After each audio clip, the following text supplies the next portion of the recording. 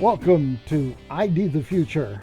I'm Robert J. Marks, broadcasting with Discovery Institute's Center of Science and Culture in Seattle, Washington.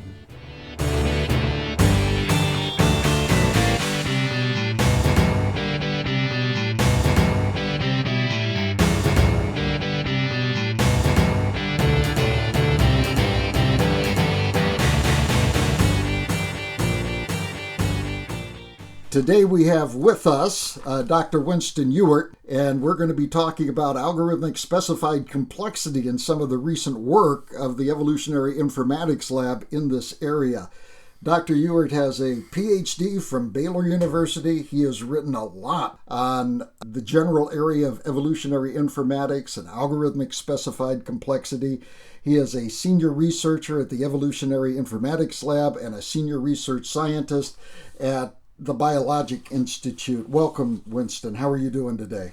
It's good to be here. Okay, excellent. We're going to be talking about three of your papers, and let me just mention them up front. The first one is Winston Ewert, Bill Dembski, and Robert Marks, that's me, entitled Algorithmic Specified Complexity in Engineering, and it's a chapter in the book, Engineering the Ultimate, an interdisciplinary investigation of order and design in nature and craft. It's available on Amazon.com if you'd like to take a look. And all these papers, by the way, are at evoinfo.org, so you can always go there and download a copy. The second one is Winston Ewert, William Dembski, and Robert Marks, Algorithmic Specified Complexity in the Game of Life, which was an archival journal publication, peer-reviewed in the IEEE Transactions on Systems, Man, and Cybernetics. That appeared just last year, April 2015. And the third one is also in a archival peer-reviewed journal. Winston Ewert, William Dembski, Robert Marks. Same authors here over and over and over again, huh? There's a theme, yes. There's a theme, yes. Measuring Meaningful Information in Images, Algorithmic Specified Complexity. And that was published in the IET Computer Vision Journal in 2015. So with your permission, Dr. Ewert, let's talk about certain aspects of specified complexity. I think it was Bill Dembski who introduced specified complexity a while back. Could you just define specified complexity? And does your definition of algorithmic or specified complexity differ from Bill's version? Sure. Specified complexity is trying to answer the question, when an event is so improbable that we think it shouldn't happen.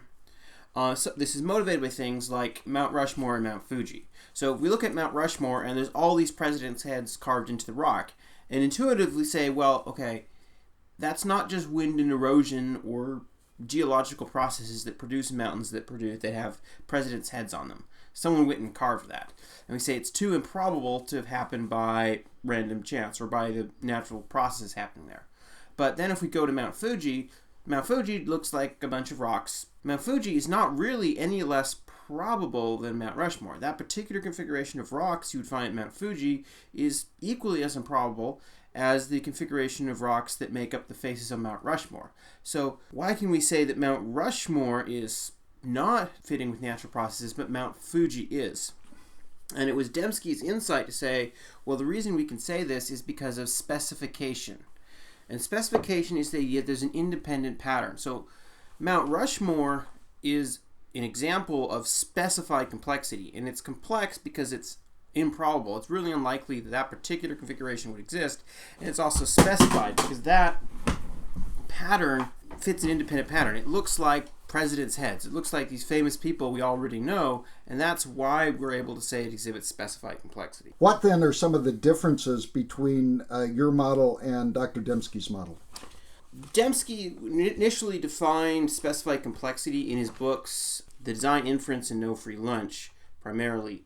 But in 2005, he published a paper called Specification, the Pattern That Signifies Intelligence. And that paper somewhat introduces a simplification and update of the notion of specified complexity. And what I've tried to do really is draw some further extensions on that. So one of the things that's different is that algorithmic specified complexity explicitly considers a context. So the idea is the things that exhibit patterns for you depend on the background knowledge you have. So You see Mount Rushmore and exhibits specified complexity from your perspective, partially because you already know who these presidents are and you recognize their faces on that mountain. And so that's the context. It's information you already know, which affects what degree you think things are specified. It also changes up somewhat about how we actually measure specification. So from the earliest days of specified complexity, Dembski has had the notion of using something called Kolmogorov complexity to measure specification. Now, Kolmogorov basically means what is the length of the shortest computer program that can, when you run it, would output a description of the object in question. Of course, that's perhaps a more technical definition than most people would prefer to use. So we can think of it as essentially being how many words would it take to describe the object. And so if it would take a lot of words to describe the object in enough detail that you could reconstruct the object, then we say that it has high Kolmogorov complexity because it takes a lot of words to describe that object. If you could describe the object in only a few words, that means it has low Kolmogorov complexity. Now the reason this is relevant is because if I say, okay, an object has low Kolmogorov complexity, it has a short description, the only way an object can have such a short description is because it follows a pattern. In other words, because it exhibits specification. And if I have to use a lot of words to describe pattern and there's no shorter description, that means it doesn't really follow a pattern, and that means it's not specified. Can you give me an example? Sure. I mean, if you consider, for example, a wall which is all black. It's really easy to describe the wall. I just did it very quickly. The whole wall is black. Okay, that's good. That's pretty short description. That's a very short description. Black wall. And I have it firmly entrenched in my mind. Okay, good. But instead, your wall had a mural painted on it. For you to describe the mural in enough detail that I could exactly recreate the mural would be very difficult. Say the ceiling of the Sistine Chapel, for example. Sure, the ceiling of the Sistine Chapel. Which isn't a wall, it's a ceiling. But we're making this generalization. Okay. So... Okay. If you look at the ceiling of the Sistine Chapel, there's all these pictures of all these different, I think, primarily biblical events. If you would describe them, it would be very difficult. It would take you a long time to describe the whole thing, and you have to describe it in sufficient detail that you could actually repaint the painting exactly. So we say that has a lot of Kolmogorov complexity. It's very difficult to describe that. But does Kolmogorov complexity necessarily measure meaning? So no, Kolmogorov complexity doesn't measure meaning. For one, it's kind of backwards, because if something is completely random, then it has a high amount of Kolmogorov complexity. Because it's very hard to describe randomness, the only thing you can do is explicitly list out all the detail, because there's no pattern to randomness. That's what makes it random. So therefore, if you had on the Sistine Chapel, if somebody just took a paintbrush and just did a bunch of splattering of different colors, it could also have a high Kolmogorov complexity. That would have a high Kolmogorov complexity. It would be difficult to do that. Okay. But as I also mentioned, the Sistine Chapel's got a high Kolmogorov complexity. Okay. So those are both things which have somewhat high Kolmogorov complexity. But one of them we'd say, okay, that was designed, that has meaning. And one of them would say, well, no, that's just random paint splatters. Okay. But they both might have the same Kolmogorov complexity. They both might have similar Kolmogorov complexity. So how do you get meaning? How do you get specified complexity out of that? Right. Well, another branch of information theory is called Shannon information, and this is actually, if someone just refers to information theory, they are almost certainly thinking of Shannon's information theory. The first part of Shannon's information theory is to define the Shannon's self-information as the negative log of probability. So what does that mean? What does that mean for the non-nerd? Now, what that means for the non-nerd is the more improbable something is, the more Shannon's self-information it has.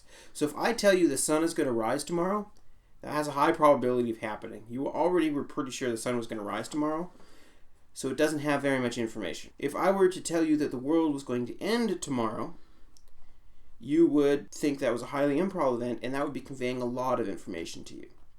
So it says that information is contingent on the degree of probability. So the less likely an event is, the more information that event carries. And then you combine these into the idea of algorithmic specified complexity. That's right. We take the Shannon information and we subtract the Kolmogorov complexity, and that gives us our definition of algorithmic specified complexity.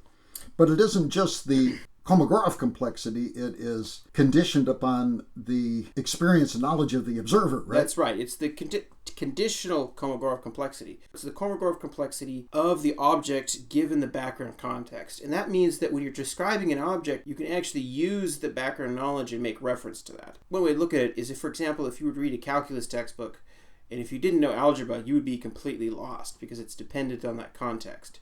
And so if a book wanted to explain to you both calculus and algebra, it would have to be a fairly long book. But couldn't we say also that with Mount Rushmore, if we didn't have the experience of looking at human heads and say we were from outer space and we were gelatinous, unshapen globs, that we might look at Mount Rushmore and not see any specified complexity there, right? Yes. If you're aliens, may very well be, you would look at Mount Rushmore and it would be indistinguishable to your mind from other mountainsides. It just looks completely random because you have no experience with human heads. And so that's captured by this notion of the context. Okay. So would you say then that meaningful information or algorithmic specified complexity is kind of in the eye of the beholder? Somewhat. Some forms of algorithmic specified complexity we can actually show without the existence of a context. Okay, for example? For example, a snowflake. So one thing, for example, we say about snowflakes is every snowflake is unique. Why do we say this? Well, we say this because it would be really improbable to have two snowflakes which are identical. How would we sort of evaluate this using algorithmic specified complexity? Well, for the sake of the argument, let's say that the probability of each particular snowflake is 1 in a million. The first thing we could say is, well, does that mean it doesn't snow? Because if the probability of each snowflake is 1 in a million, the odds against snowing seem pretty high, right? But that doesn't actually make sense because each individual snowflake is not necessarily specified. Instead, we can say, well, what about two snowflakes which are identical? What's the probability of two identical snowflakes? Well, it's 1 in a million times 1 in a million, so it's 1 in a trillion. 10 to the 12th is a trillion, yes. Okay. 1 in a trillion. So we're really getting up there. So that's really low probability. But the question is, okay, well, how compressible is it? What would it take to describe it? In order to describe it, I have to say, well, two snowflakes are a probability of 1 in a trillion. The question we ask is, how would it take to describe them? Well, we have to describe the 1 in a million, then we just say it's repeated.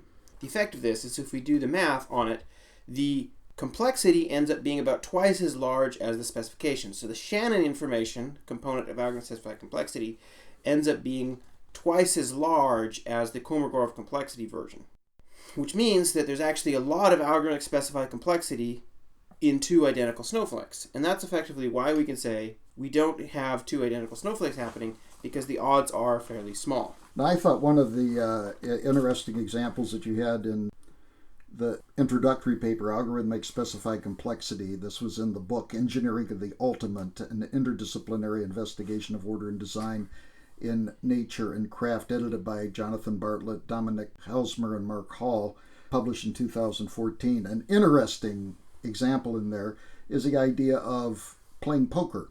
You have a poker hand, and if you have a set of 5 cards, which constitutes a poker hand, then if you don't do it within the context of anything, it really doesn't have any deep meaning. But in the context of the game of poker, all of a sudden you do have meaning. Could you elaborate on that a little bit? Sure. If we take the example of a royal flush, and for those unfamiliar with poker, a royal flush is a king, queen, jack, 10, and an ace, all of the same suit. And we call it a royal flush because it has all the royal cards in it. If we just look at this thing, there might arguably be some degree of specification there because I can describe this as a very short pattern. But it's much more interesting to look at this from the perspective of the game of poker, because the game of poker defines certain patterns as being poker hands. And one of those is the royal flush. And the royal flush is the rarest one because there's only 4 possible ways to get this hand, 1 for each suit. And describing how you get that's really short. Yes, so to actually describe the hand, I have to say this is the rarest poker hand, which means the royal flush, of spades, and I've told you which cards I have. I don't have to give you any more information. And what about a straight flush? That requires a longer description, doesn't it? So a straight flush ends up requiring a longer description because the flush can start anywhere. So I have to tell you both the suit and the first card of my straight. So if I said I have a flush of hearts starting with a 7 and going down, that's longer than me saying I have a royal flush of hearts. Okay, so the Kolmogorov complexity gets larger because the description becomes longer. And then you have 4 of a kind. That even takes longer to describe because you have to describe not only the card, like the 10, and you have 4 of those, but then you have to describe the remaining 5th card. Yes. I'm forgetting my hands. You're forgetting your hands. So when was the last time you played poker, Dr. Ewert? It's been several years. Several years, okay. This is really interesting because I'm looking at the book on algorithmic specified complexity, Dr. Ewert's chapter, and there's an actual table in here which shows the algorithmic specified complexity of the number of hands in poker. And it turns out that the royal flush has 15 bits of algorithmic specified complexity. The straight flush is less with 12 bits. So therefore, this, as the meaning of the hand in terms of context, reduces all the way down to 1 pair, which has essentially 0 algorithmic specified complexity. So this really matches our intuition as to the algorithmic specified complexity. Right? Yes, I think it does. Yeah, very, very fascinating. Very fascinating.